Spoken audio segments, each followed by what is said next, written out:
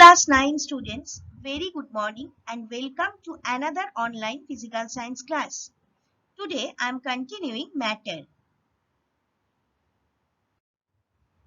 Today's discussion topic: viscosity, streamline and turbulent flow, terminal velocity, flow of fluid, Bernoulli's theorem, applications of Bernoulli's theorem, atomizer or sprayer, and other applications.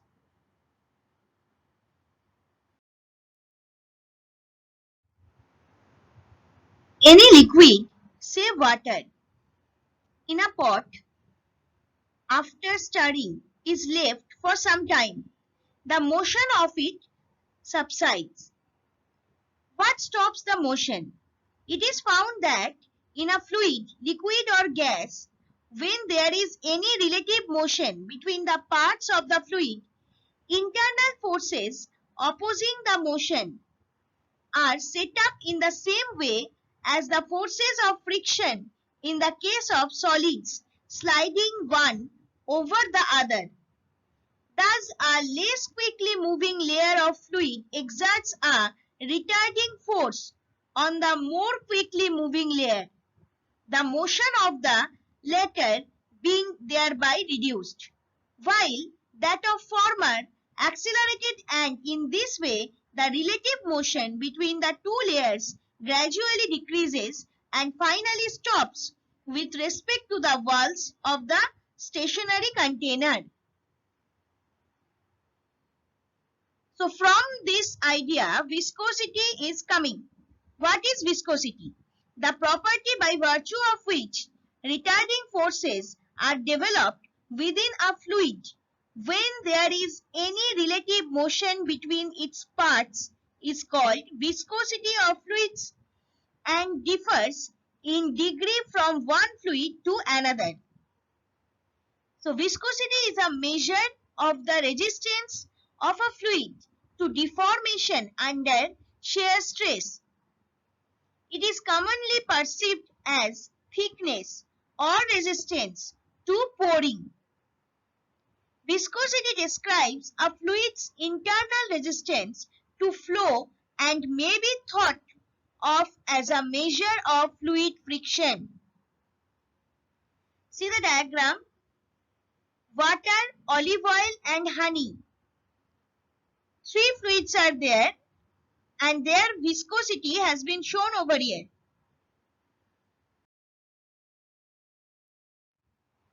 Now streamline and turbulent flow. The flow of a fluid may be of two types. One is streamline and other is turbulent flow. In streamline flow, the path of any particle of the fluid is always directed along the line of motion of the fluid, and each particle in the fluid travels in exactly the same path called a streamline as the particle preceding it. A streamline may be either straight or curved, and the velocity of the fluid at a particular point in streamline motion remains constant in both magnitude and direction, although it may vary from point to point. Again, if the parts of the particle of a moving fluid are completely irregular and random, the flow of the fluid is called turbulent. In such a motion, the parts of the fluid particles do not coincide with the line of motion of the fluid as a whole. Professor Osborne Reynolds stated that the motion of a fluid changes from a streamlined motion to a turbulent motion at a certain velocity called critical velocity is exceeded. Its value is fixed for the fluid at a given temperature. For flow through a tube, it depends also on the radius of the tube. For fluids, the effect of pressure on viscosity is small. For wide range of pressures, gases are independent of pressure, but at very low pressure, the viscosity gradually decreases with the fall of pressure. The viscosity of liquids generally decreases with rise of temperature. The viscosity of gases increases with temperature. So, laminar flow or streamline flow in pipes or tubes occurs when a fluid flows in parallel layers with no disruption between the layers. And turbulent flow is a flow regime characterized by chaotic property changes. This includes rapid variation of pressure and flow velocity in space and time. See the diagram. First one is laminar flow. So direction is parallel direction. And second one is turbulent flow. So it's not at all parallel direction.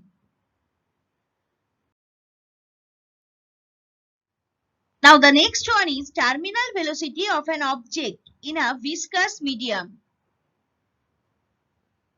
Terminal velocity is the maximum velocity attainable by an object as it falls through a fluid. Air is the most common example. And second point is it occurs when the sum of the drag force, that is Fd, and the buoyancy is equal to the downward force of gravity, that is Fg, acting on the object. See the diagram. It is perfectly describing these 2 points. An apple is falling down. So here drag force is equal to weight. That means Fd is equal to Fg. Two identical solid balls are dropped at the same time. Another example I am giving.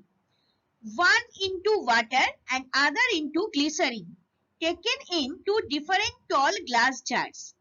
In water, the ball descends more quickly than in glycerin, showing that viscous drag in glycerin is greater than in water.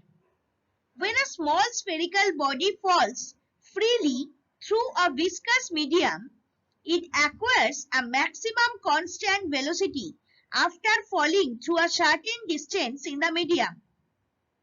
This constant velocity acquired is called terminal velocity. As the body falls through a medium, its velocity goes on increasing due to gravity. So the opposite viscous drag acting upwards also goes on increasing.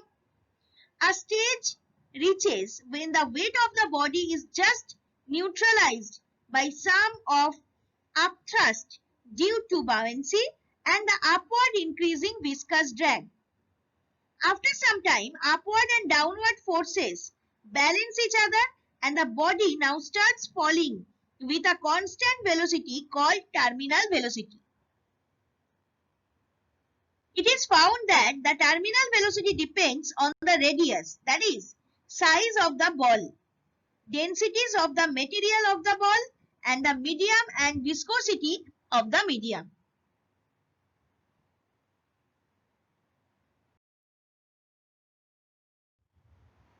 Flow of liquid. First I am telling you flow of fluid. Fluid flow is a part of fluid mechanics and deals with fluid dynamics. Fluids such as gases and liquids in motion are called fluid flow. It involves the motion of a fluid subjected to unbalanced forces. First you see the second diagram. Here two taps are there. First one is laminar flow, just now described, or streamline flow you can say. And the second one is turbulent flow. See the picture carefully, you will understand. Now, let us consider non-viscous liquid. A non-viscous liquid in streamline flow through a tube of varying cross section. So, if A1 and A2 are the areas of cross section of the tube and A and B and volume V1 and V2 are the velocities of flow of liquid. Also let ρ1 and ρ2 be the densities of the liquid at A and B point. Thus, volume of liquid entering per second at A point is equal to A1 into V1. Please see the first diagram, you will understand. And mass of this liquid is equal to A1 into V1 into rho 1, because rho is the density. Similarly, volume of liquid leaving per second at B is equal to A2 into V2, and its mass is equal to A2 into V2 into rho 2. If the flow be steady and there be no loss of liquid, then we can say A1 V1 rho 1 is equal to A2 V2 into rho 2. As the liquid is incompressible, then here rho 1 is equal to rho 2. So that we can say ultimately A1 V1 is equal to A2 V2, or AV is equal to constant. Thus, larger the area of cross section, smaller will be the velocity of liquid flow, and vice versa.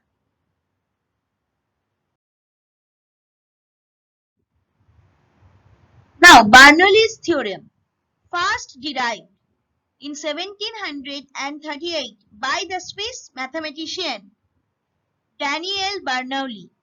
The theorem states in effect that the total mechanical energy of the flowing fluid, comprising the energy associated with fluid pressure, the gravitational potential energy of elevation, and the kinetic energy of fluid motion, remains constant.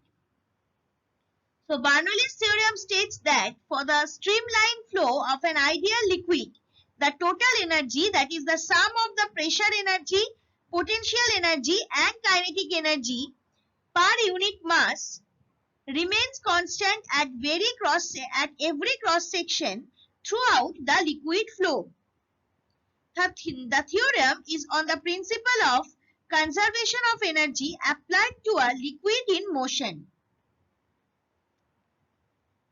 Now, consider a tube of varying cross section through which an ideal liquid of density rho is in streamline flow.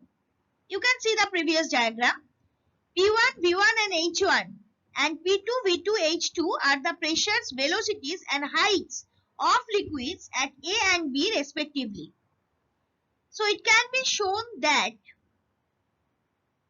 from here it can be shown that P1 plus 1 by 2 rho into V1 square plus rho into G into H1 is equal to P2 plus 1 by 2 into rho into V2 square plus rho into G into H2, where in SI units P is equal to static pressure of fluid at the cross section, rho is equal to density of the flowing fluid, G is equal to acceleration due to gravity, V is equal to mean velocity of fluid flow at the cross section, and H is equal to elevation head of the center of the cross section with respect to a datum.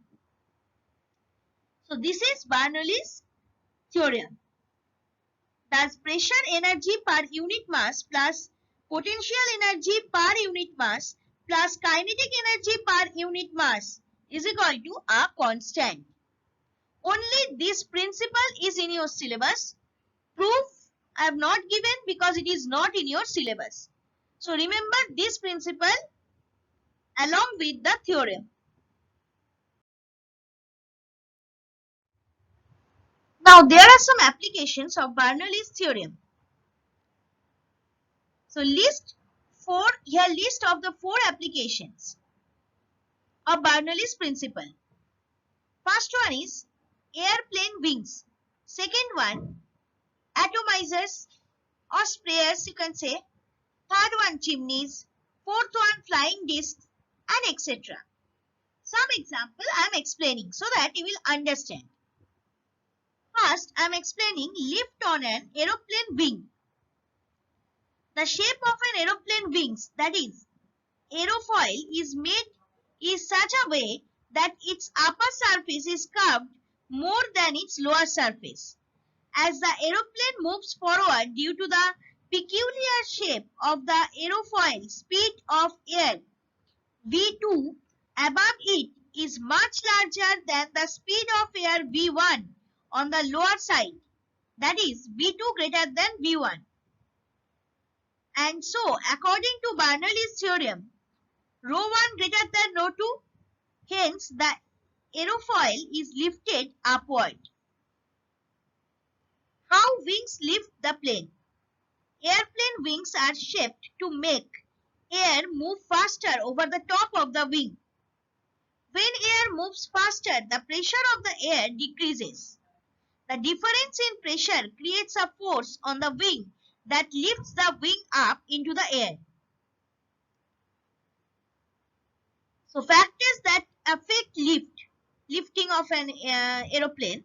See, the object, shape and size, the motion, velocity and inclination to flow, the air, mass, velocity and compressibility.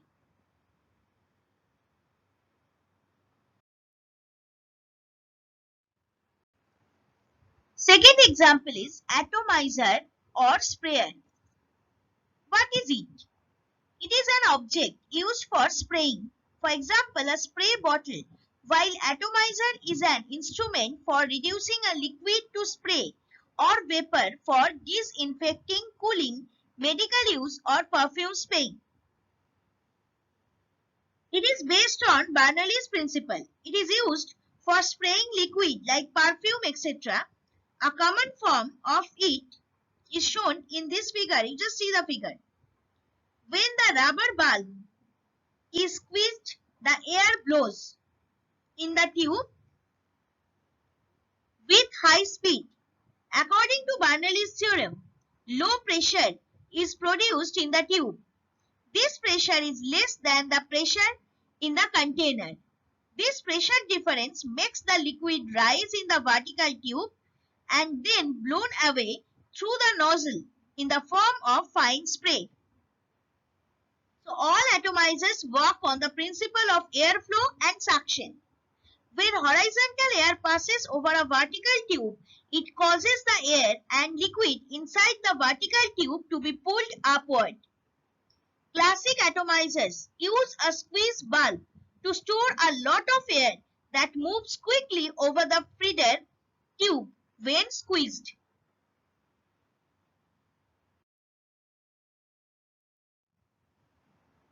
Now the last example that I am going to explain. It is dangerous to stand on the edge of a platform when a fast-moving train passes the platform. Why? Bernoulli's principle explains why it is dangerous to stand near a moving train. The principle suggests, since the kinetic energy per unit volume of air near the train is high, the pressure of air near the train must be low. A person may experience pull towards the train due to the low pressure. When a fast-moving train passes a person standing on the edge of a platform, the person is found to be drawn towards the train. It is because a fast-moving train produces large velocity in air in between the man and the train, and so, according to Bernoulli's theorem, the pressure decreases. Thus, excess of pressure on the other side pushes the person towards the train. So, it is dangerous to stand on the edge of a platform when a fast-moving train passes the platform. For any doubts or queries, please email me at sudeshna1.sma@outlook.com. Even you need to send your physical science assignment in this given email ID. So thank you students and have a nice day.